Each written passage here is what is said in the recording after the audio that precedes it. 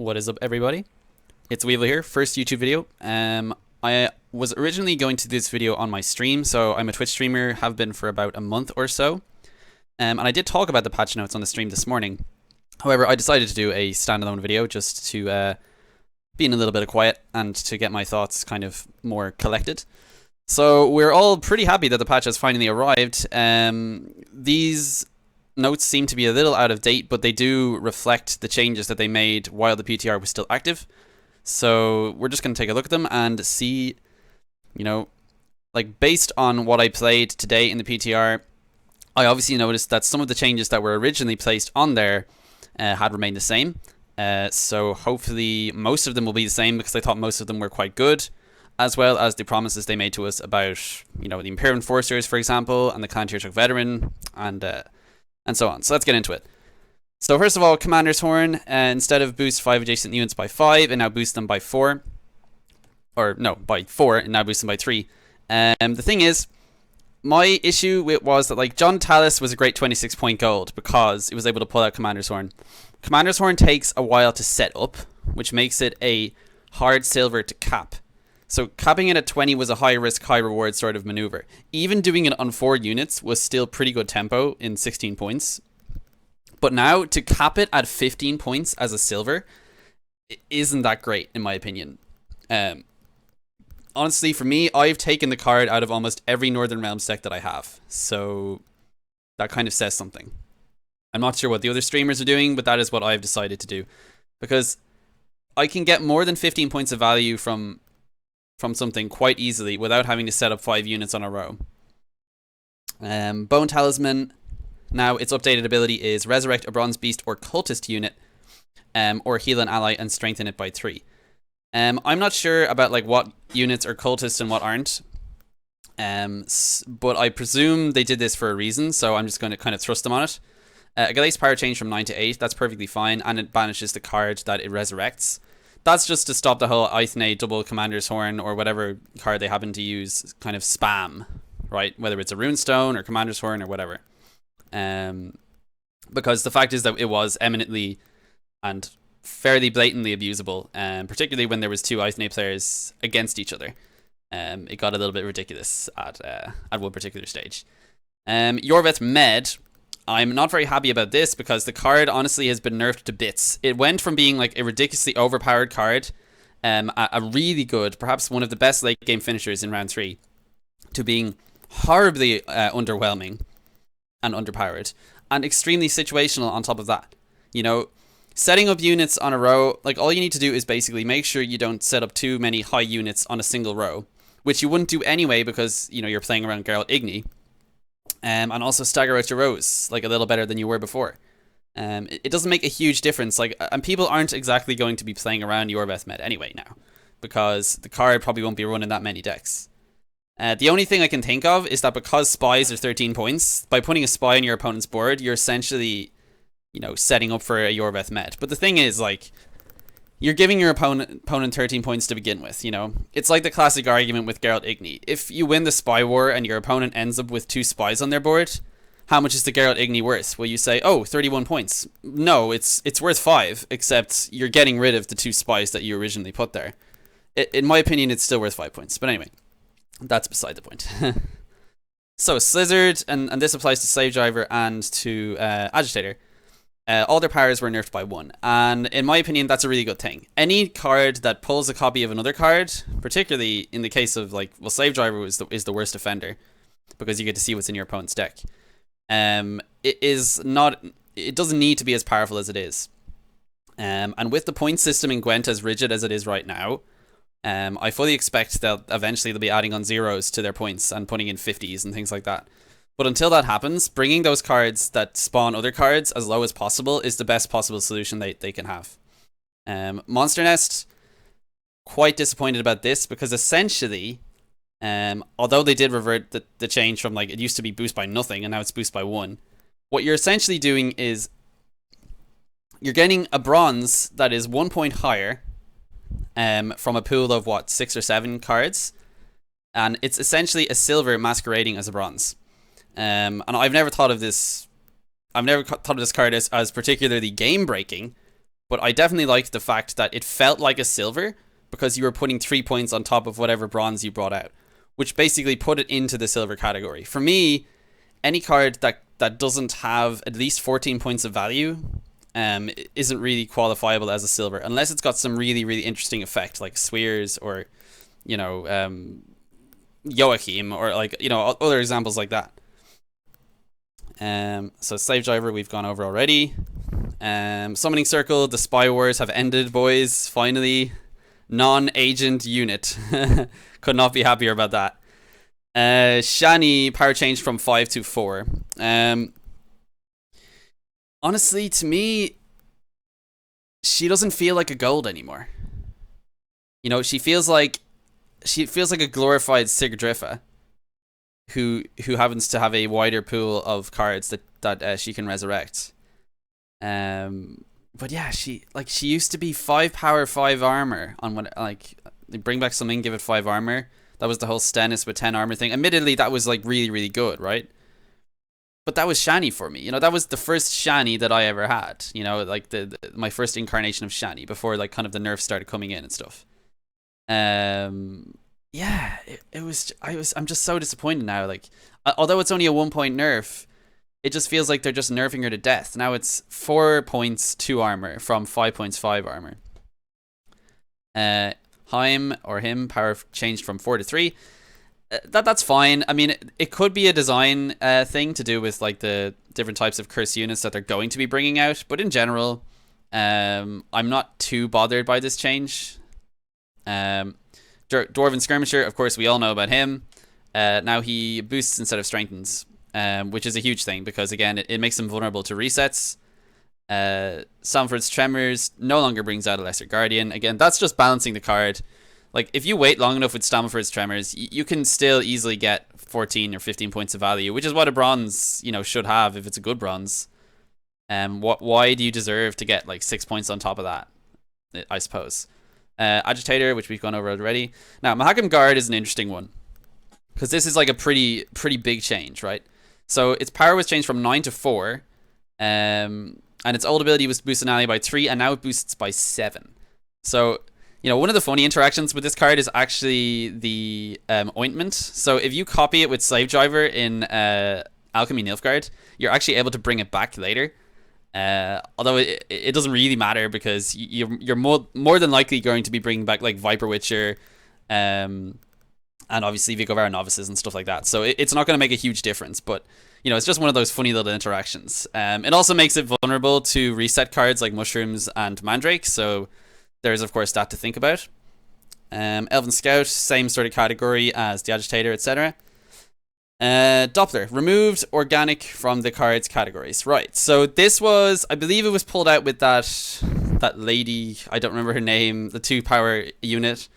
She was able to pull out things like Lacerate and whatever. And Doppler was treated as an organic card. So she was actually generating units rather than bringing out actual spells and special cards. She was actually bringing out units, which I suppose was a little bit silly. I don't know the exact situation in which this was deemed to be like broken or whatever, but yeah, it feels like a good change to me. Now, Ciri Nova, huge controversy about this card right now because it's just that finisher. Oh, his last card's Nova, right? It has to be Nova, and people just drop these 25-point bombs like they're nothing. And if you have last card, there's literally nothing your opponent can do. They can't Igni, they can't Scorch, they can't do anything. Unless you've got Bork. You know, Villain Tremorth is the answer in that situation, I suppose. So is 3 points really enough? Like, the short answer is no. Because the problem with the card isn't the fact that it had like a 25-point body. The problem was how easily it was to enable that body, and also how easily it was to avoid being countered with just the appropriate use of spies and passing and everything else. So getting last card with Nova it's not that hard to do. Like, the issue was never about the number of points she could generate. It was about the how consistently you could generate them, right? So yeah, I feel like the battle with Ciri Nova is far from over, and we're definitely going to be seeing like more kind of issues with her in the future, and potentially more nerfs. I wouldn't be surprised if she got nerfed eventually down to 20 points. Or even if they changed her ability somewhat to kind of stop all of these. I mean, admittedly, creative deck building ideas based around the 7 sets of bronzes, or no, 8 set, or whatever it is. 7 sets of bronzes and the golds and silvers, blah, blah, blah. So Berserker Marauder is another card I really wanted to talk about because, like, after seeing it was the Gwent, I'm trying to remember, it was the Gwent Slam or the Gwent Open. I think it was the Gwent Slam, most recent one, where it was just filled with Skellige decks that were running this cursed deck with light longships. So they would generate points for 2 points if a unit was both wounded and cursed, which is kind of insane. And thankfully that has been dealt with because now it only counts 1 of those points. So presumably the wounded one or the cursed one, whichever comes first, basically.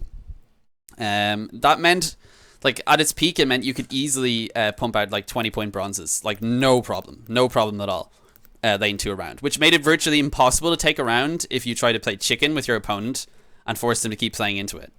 So really happy about that change. It just means you'll need to be more careful with how you damage your units. And all in all, getting like 16 points off a bronze late in the round isn't that terrible. You know, better, like, rather than getting like 22 or 23 points or something. Let's see now. So spawn copies of units are now doomed. That applies across the board, as well as to cards that are resurrected through cards like Restore, which is like here. So Half Elf Hunters, same sort of thing.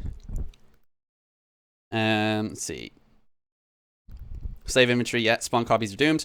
Now, the ointment change. I was playing with this today on stream, playing some Alchemy Nilfgaard, and I definitely noticed some differences.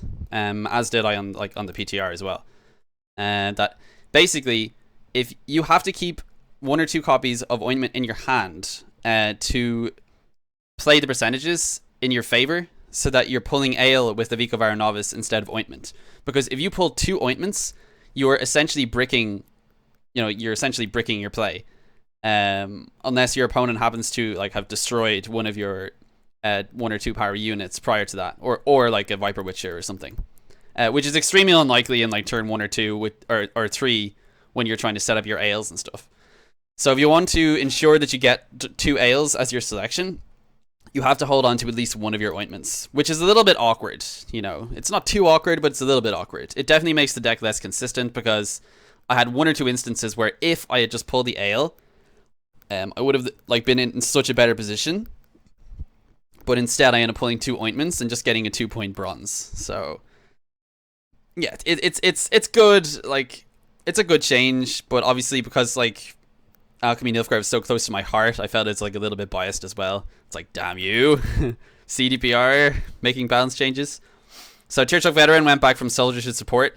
Yeah, that PTR episode was a little bit ridiculous. People were saying, I know, we played bears before, and we played these Tearshock Veteran decks before. Let's just combine them together because he's a soldier now.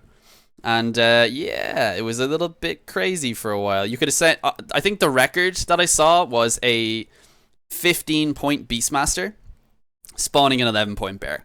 Like, that's just ridiculous, right? It's insane. It's like, it's so bad. It's so crazy. Avalak is now doomed. Yeah, rip. Take that, man. Like, seriously. That all that whole mill stuff. I mean, the mill is still around. It will always be around. People will always find a way to instigate the mill. But you know, it's losing its weapons slowly but surely. Just give it a little time. It'll get there. Imperial Enforcers have been reverted. They're back to the way they were, which was perfectly fine, right? Like, why are people, you know, why did they make that change in the first place? They essentially made it a mirrored version of Imperial Brigade. Imperial Brigade boosts, Imperial Enforcers damages. Like, other than the nice little tidy bit of symmetry that kind of brought about, what was the purpose of it? I don't know. But the point is that everything is, you know, fine now. Nilfgaard Spies are still an amazing deck, probably still one of the best decks. It's not like they needed that ridiculous amount of tempo. Yeah, like, you're still dropping it as an 8-point bronze and then getting 2 points every time you drop a spy. I mean, I still ask, how is that fair? But like, at least it's better than it was. Let's see now. So the buffs, Joanna, now she can heal a gold unit. Yeah. Champion of Hov deals any enemy instead of a higher enemy. That's fine. Treason, force 2 adjacent enemies to duel each other. That's basically like a version of Yorvith Med, and the fact that it can be pulled with a runestone, like late in the game, like it's not terrible, honestly. I know I said Yorvith Med is terrible, but that's because he's like a Scoia'tael gold, right? This is just a silver.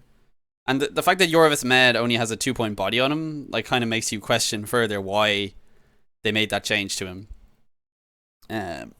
Pavko Gale, it's actually a really interesting change. Like, he's able to go from pulling a random bronze or silver item to pulling any bronze or silver item from your deck. So you going from random to choose, it's actually a really significant change. Let's see now. Nithril, I'm trying to remember what his base power is. I think it's 6, or is it 5? I'm going to say it's 6. 5 damage to an enemy. It used to be 5 damage, and then if you're holding Wild Hunt, deal 7 instead. And now it's deal 6 and 1 for each Wild Hunt in hand. So he's pretty high tempo. But the thing is, like, I was playing against that deck earlier, and it essentially looked to me like he was playing a silver Viper Witcher against my Viper Witcher. And I was just like, yeah, my card's better. But I don't know. I suppose in Wild Hunt Frost, it's not a terrible card. You can get some pretty ridiculous tempo, particularly if you're going first, which is kind of tough for that deck. So I can kind of understand it. Like, Kadwani Revenant removed Doom category from base unit. Only created copies are doomed. That's great, because one of the biggest problems that this deck had was the fact that when you played it, you're trying to play out your 4-power, low tempo bronzes, and your opponent just keeps getting rid of them, and they're all doomed. So they all just go to the grave and disappear into oblivion. And now you're able to bring them back, which is fantastic. Admittedly, not with Shani, because she can only resurrect non-cursed units. But yeah, this is the rest of the stuff. Nothing too important here. It's just cards that have increased value. Let's see now. There's rerolls on quests. There's a new lunar bundle for new players, which I highly recommend, by the way. So if there's anyone watching that's a new player and wants to try and get into the game, I highly recommend this bundle. It gives you free legendary. I think it's like 35 kegs as well or something, which is kind of awesome. So, and then there's some power changes. Yeah, a lot of this stuff is already kind of established. So Ifrit's power, like, that's kind of random. Karantir is like gone up by 1 as well. So is Whispering Hillock. More of it 5 to 6. That's not too bad. Changes to Kairan. Yeah, like all this stuff is kind of been covered already, so there's not a lot more to say. I'll have to kind of look over the kind of fix the issue stuff, but I think a lot of it was from the previous patch. Maybe not, but like, if it comes up in game, then I'll draw attention to it. But yeah, that's pretty much it, guys. Honestly, after testing the patch today, I felt like my Alchemy Nilfgaard deck felt pretty much the same, except for a few little bricky episodes where I would get 2 ointments or whatever, and kind of a general dip in consistency with regard to my mulligans, and a few obviously drops in value from slave drivers. But other than that, the deck felt pretty much the same. Obviously, the lack of summoning circle was another thing that kind of put me off a little bit. It put me at a little bit of a disadvantage if I went first against something like, I don't know, Reveal Nilfgaard, for example. I was seeing that deck a lot today, actually. And yeah, going first against that deck is tough anyway, but when you go first against it and they have such really high tempo, it just makes it even harder. So, but anyway, that's it for the video today, guys. First YouTube video, so cut me some slack and all that stuff. As I said, I have a Twitch channel. I stream every day from 1 p.m. GMT to 5-ish p.m. Weekends, I think, normally from 2 p.m. onwards. And stream some Gwent, Slay the Spire, and Overwatch at the moment. So if you want to check it out, there's a link in the description, twitch.tv/Weevil89. And yeah, I look forward to seeing you there. And if you come from YouTube, please let me know. And I'll be sure to say hi. So I also have a Twitter, Gwenty Weevil. Again, the link will be in the description. So yeah, if you like the video, please don't forget to like and subscribe. And I will talk to you guys on the next one. I will be streaming tomorrow from 1 p.m. GMT. So I will talk to you guys then. Peace out.